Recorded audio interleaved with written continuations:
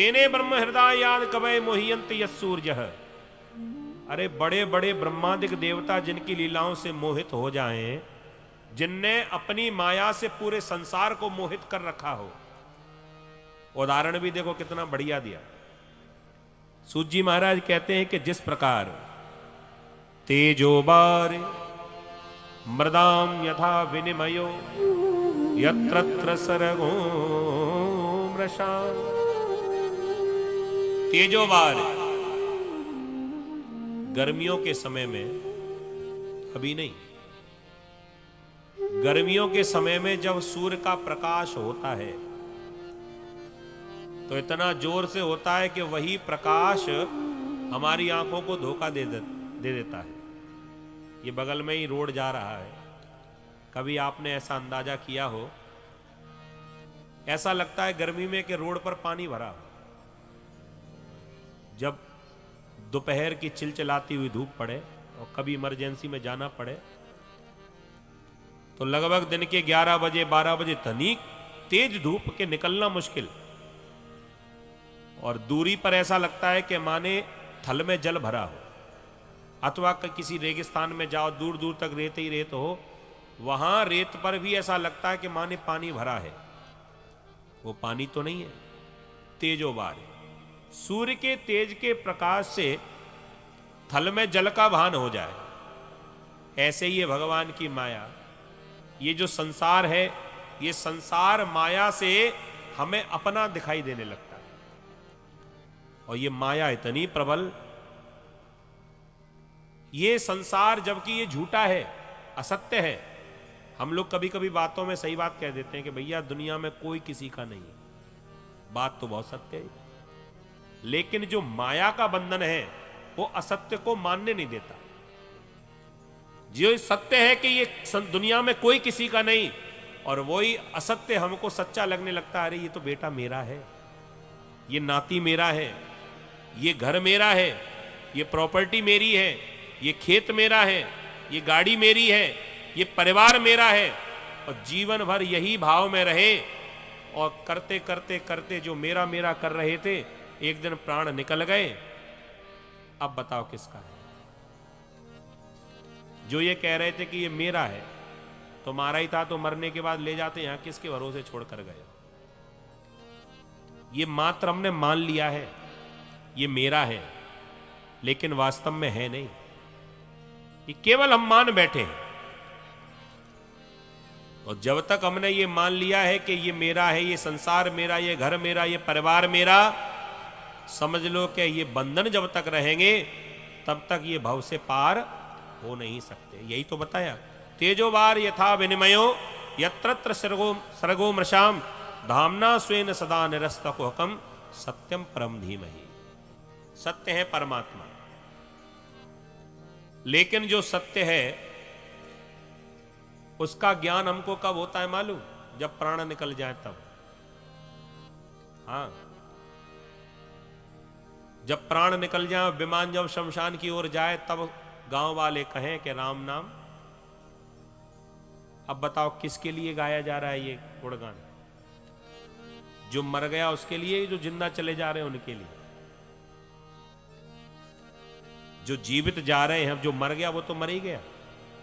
वो तुम्हारी कौन सी सुन रहा है कि राम नाम सत्य के सत्य है? ये राम नाम सत्य है, ये उन लोगों के लिए कहा जा रहा है जो चले जा रहे हैं, कि अभी भी समझ जाओ। जो गांव का चौधरी बना बैठा था वो सब कुछ यहीं छोड़कर जा रहा है, माने ये संसार झूठा, अकेला राम नाम ही सत्य है। लेकिन ये बंधन हमसे छूटते नहीं है।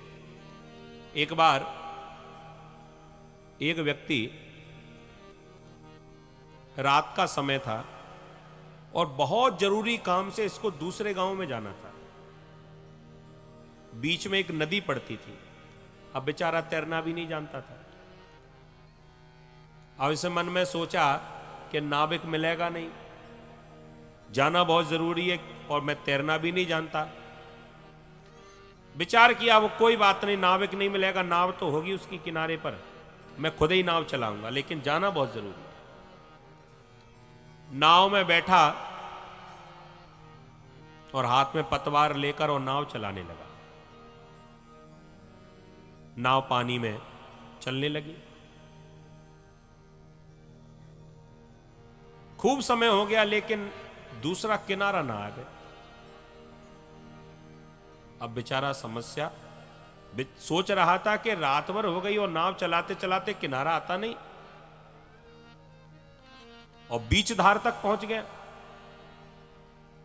किनारा कहां खो गया।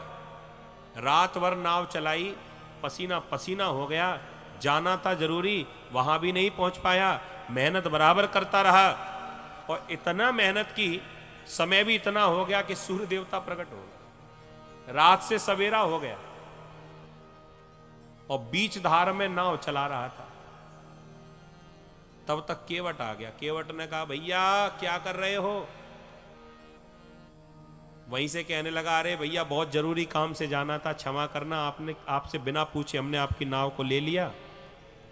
कह दिया वापस आ जाओ। बात होने लगी, कहां जा रहे थे। कह दिया उस पार जाना था, तुम मिले नहीं, इमरजेंसी थी, जाना जरूरी था, इसलिए तुम्हारे बिना पूछे नाव में बैठकर नाव चलाने लगे। बहुत दिनों से तुम्हें देख रहे थे, हमने सोचा कि हम भी वैसी नाव चलाएंगे। लेकिन भैया केवट एक बात बताओ, जैसे तुम नाव चलाते थे वैसे मैं भी चला रहा हूं, लेकिन तुम चलाते हो तो किनारा मिल जाता है, और मैं रात भर से नाव चला रहा हूं, मैं इस किनारे से वहां तक नहीं जा पा रहा हूं, बात क्या है। केवट कहने लगा, आपने कभी जीवन में नाव नहीं चलाई ना। कह दिया नहीं, पहली बार चलाई। हम समझ गए थे तुम्हारी मेहनत में कोई कमी नहीं है, बराबर मेहनत कर रहे, तुमने खूब मेहनत की रात भर, लेकिन किनारा इसलिए नहीं मिल रहा है क्योंकि नीचे जो रस्सी खूंटा से बंधी, इसे तो खोल लो। प्रेम से बोलो राधे राधे। जब तक नाव की रस्सी खूंटा से बंधी रहेगी, कितनी भी नाव चलाते रहो, किनारा मिलेगा क्या, नाव वहां से आगे बढ़ेगी नहीं।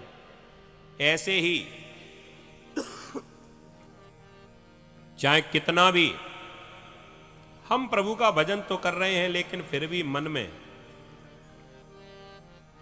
ये काम क्रोध लोभ मोह जब तक ये बसे रहेंगे, जब तक ये रस्सी नहीं खुलेगी, तब तक इस संसार से वहां तक नहीं जा सकते। संसार से हमें संसार में कैसे रहना है। देखो भाई, हम घर में रहें कोई बुराई नहीं है, घर में रहना बुराई नहीं है, नाव पानी में रहे कोई बुराई नहीं है। बुराई कब है, समस्या कब आती है, जब नाव में पानी भरने लग जाए। और पानी में यदि नाव रहेगी तो कोई समस्या नहीं, और नाव में जब पानी आने लग जाएगा तो खतरा है। ऐसे ही जीव घर में रहेगा कोई बुराई नहीं, लेकिन कहीं घर हम में रहने लग जाए, हमेशा घर की चिंता होने लग जाए, तो समझ लो कि अब खतरा है। इसलिए सत्यम परम धीमहि, केवल एक सत्य है परमात्मा। सूत जी महाराज दूसरे श्लोक में बतलाने लगे, धर्मः प्रोज्झित कैत्रवोत्र परमो निर्मत्सराणाम सताम वेद्यम वास्तवमत्र वस्तु शिवदम तापत्रयो न मूलनम। श्रीमद्भागवते महामुनि कृते किंबा परैरीश्वरः सद्यो हृद्यवरुद्रते त्रिकृतभे शुश्रूषविस्तक्षणा।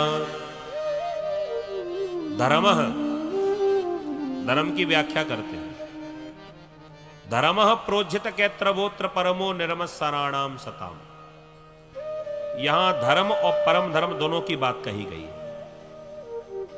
और जरूरी क्या है, किसी ने पूछा कि परम धर्म निभाना जरूरी है कि केवल धर्म से ही काम चल जाए, और क्या ये दोनों में अंतर भी है। ऐसा तो नहीं कि धर्म और परम धर्म दोनों ही एक है। कह दिया नहीं, अलग अलग है। दोनों में अंतर यह है, एक है धर्म और दूसरा है परम धर्म। परम धर्म का अर्थ है कि जैसे हमारे मन में संकल्प उठा कि हमें गंगा का स्नान करने जाना है,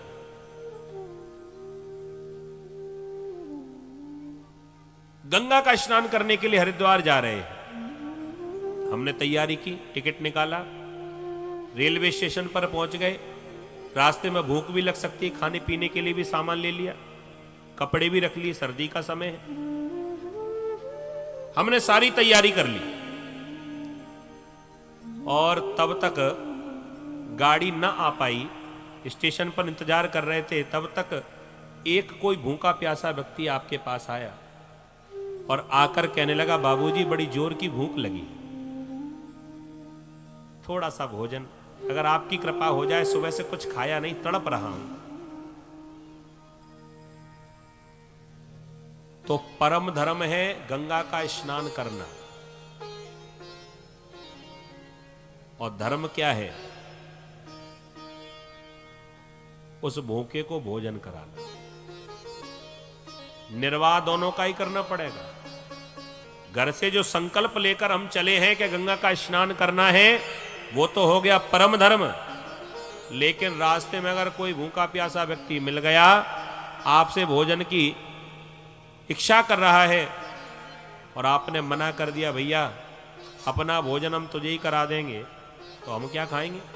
तुझे मालूम है यहां से हरिद्वार तक जाना है, गंगा का स्नान करेंगे, वहां जाकर इतना हमें काम करना है, दूरी बहुत है ना भैया, किसी और से मांग ना जा। तो समझ लो कि आपका गंगा का स्नान करने का कोई लाभ ही नहीं।